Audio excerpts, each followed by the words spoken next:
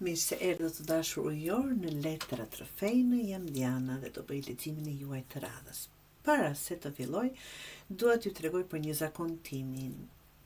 E kam zakon që çdo stinë, çdo gjë që zgjat pak më shumë, sikur e rinovoj veten, me mendime, seleksionoj njerëz në jetën time,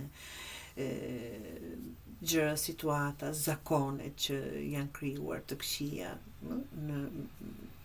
që më janë bërë apo i largoj, duke u munduar për të gjetur versionin tim më të mirë. Jemi afër pranverës, dhe kjo nuk ka të bëjë vetëm me pranverën, nuk ka të bëjë, dhe pranvera nuk vjen vetëm për të lulëzuar, por ndihmon ndoshta apo për të bërë një lloj pastrimi. Është koha të heqim gjithçka që nuk na shërben më. Zakonet që na mbajnë në vend, marrëdhëniet që na lodhin, mendime që na bëjnë të dyshojmë në vlerën tonë.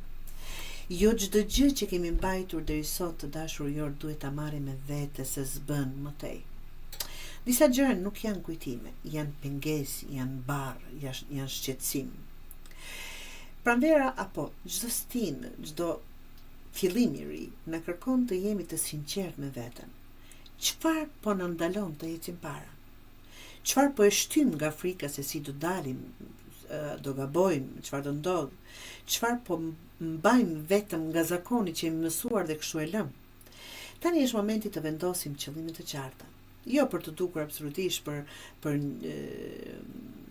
para të tjerëve apo para njerëzve përreth, por për të ndjerë në paqe me veten tonë. Kemi mbretëreshën, në leximin e juaj mbretëreshën e kupës, 10 të shpatës, 4 të monedhës, është 3 të shkupive, më falni se s'u ashu, dhe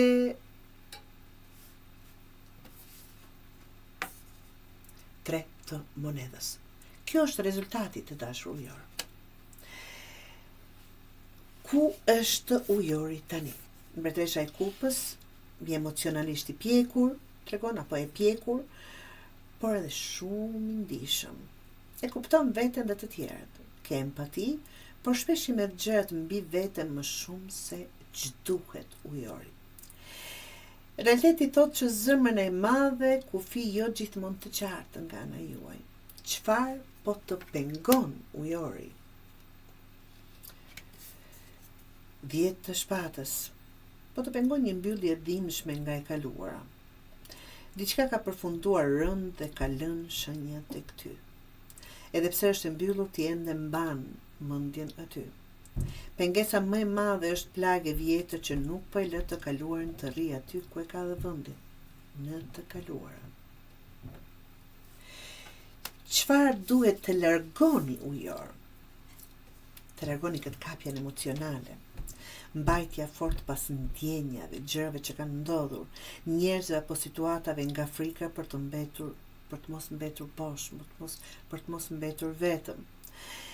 Largohu nga ideja se duke u mbajtur fort të ruan sigurinë. Në fakt, po bllokon të ardhmen. Çfarë duhet të bëni ndryshe të dashur ujor? Është 3 të shkopive. Shiko përpara. Shko është një rrugë e qartë dhe një derë aty që po i pret. Edhe pse do një qik për të arritur aty, por është e qartë. Vendos horizont të ri, mendo më gjerë se frika e momentit. Kjo letër kërkon vizion nga ju, plan për të ardhmen, hapje ndaj diçkaje të re. Mos e ndërto të ardhmen duke u kthyer pas. Rezultati apo e ardhmja, shkoj sa bukur ju ka dalë ndërtimi i përbashkët, shkosheja bletës dhe këtu,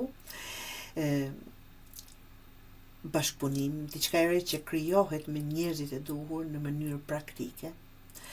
Kjo letër tregon rritje graduale, vlerësim të aftësive tuaja, ndërtim të qëndrueshëm ujori, e ardhmja jote forcohet kur nuk je më vetëm në përpjekje.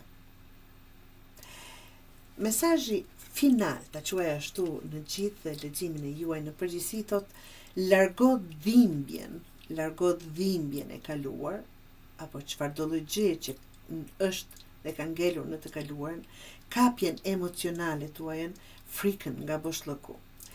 Bëj, të them, hapje drejt së ardhmes, bëj bashkëpunime të shëndetshme, bëj ndërtim hap pas hapi, sepse ujor e ardhmja jote nuk kërkon sakrificë emocionale më shumë, por ndarje të drejtë, të barës dhe besim në procesin ku je duke shkuar. Dhe është kogja i bukur.